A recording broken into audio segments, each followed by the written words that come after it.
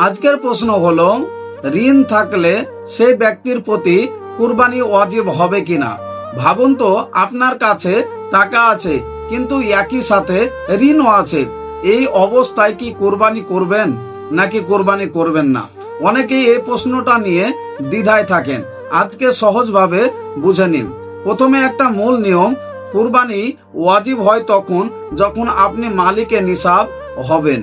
কিন্তু এখানে একটি গুরুত্বপূর্ণ বিষয় আছে, ঋণ অর্থাৎ কর্জ আগে হিসাব করা হবে।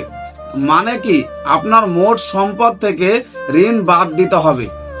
বাদ দেওয়ার পরে যদি ঋণ বাদ দেওয়ার পর আপনার কাছে নিসাব পরিমাণ সম্পদ থাকে তাহলে আপনার প্রতি কুরবানি ওয়াজিব, আর যদি না থাকে তাহলে কুরবানি ওয়াজিব হবে না।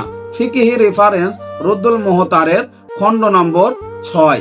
এখানে বলা হয়েছে নিসাবের সময় ঋণ বাদ দিতে হবে।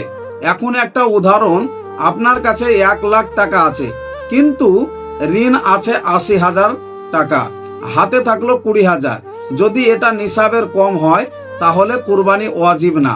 আরেকটা বিষয়, কেউ যদি ঋণ থাকা সত্ত্বেও কুরবানি করে তাহলে কুরবানি সহি হবে, কিন্তু নিজের উপর কষ্ট চাপিয়ে না দেওয়াই ভালো। রাসূলুল্লাহ সাল্লাল্লাহু তাআলা আলাইহি ওয়াসাল্লাম বলেছেন, ঋণ মানুষের জন্য বড় একটি বোঝা। সহিহ বুখারী শরীফের মধ্যে বলা হয়েছে। তাই আগে নিজের অবস্থা বুঝুন, তারপর সিদ্ধান্ত নিন। শেষ কথা, ইসলাম সহজ। আল্লাহ কাউকে তার সামর্থ্যের বাইরে দেননি বা কোনো বোঝা চাপিয়ে দেন না। আল্লাহ তাবারক ওয়া তাআলা আপনাকে আমাকে ততটাই কষ্ট বা পরীক্ষা নেন যতটা সহ করার আমাদের ক্ষমতা আছে। আল্লাহ তাবারক ওয়া তাআলা তার বেশি আমাদেরকে বিপদ আপদ দিয়ে পরীক্ষা করেন না। তাই আল্লাহ তাবারক ওয়া তাআলার নৈকট্য হাসিলের জন্য কুরবানি করুন ইনশাআল্লাহ। সেটা আপনাকে নিয়াত করতে হবে সঠিক এবং হালাল টাকা দিয়ে কুরবানি করতে হবে ইনশাআল্লাহ।